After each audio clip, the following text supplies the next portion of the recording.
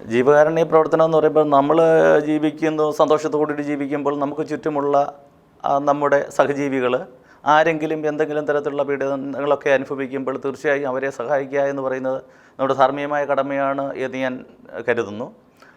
അപ്പോൾ അങ്ങനെ വളരെ യാദൃശ്യമായിട്ടാണ് ഞാൻ മലനാട് TV-യുടെ ഒരു അഡ്വർടൈസ്മെൻറ്റ് ഒരിക്കൽ കാണാൻ, എനിക്ക് തോന്നുന്നു സോഷ്യൽ മീഡിയ വഴിയാണ് ഞാനത് ആദ്യമായിട്ട് കാണുന്നത്. നമസ്കാരം, കാഴ്ചയുടെ പുതിയ അധ്യായത്തിലേക്ക് സ്വാഗതം. അരുണോദയത്തിൻ്റെ പൂവാടി തീർക്കുന്ന പുണ്യസ്ഥലമാണ് വീട്.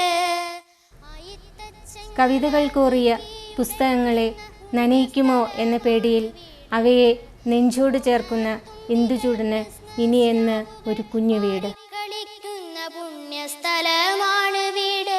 പ്ലാസ്റ്റിക് മേൽക്കൂരയിൽ ഉള്ള ഒരു വീട് കാണുകയും അതിൻ്റെ അടിസ്ഥാനത്തിൽ മലനാട് ചാനൽ ഇത് പുറം ലോകത്തെ അറിയിക്കുകയും ഈ ചാനലിലൂടെ ഈ വിവരങ്ങൾ അറിഞ്ഞ ന്യൂയോർക്ക് മലയാളി സമാജത്തിൻ്റെ പ്രവർത്തകർ ഇപ്പോൾ അദ്ദേഹത്തിനൊരു വീട് നിർമ്മിച്ച് നൽകിയിരിക്കുകയാണ്.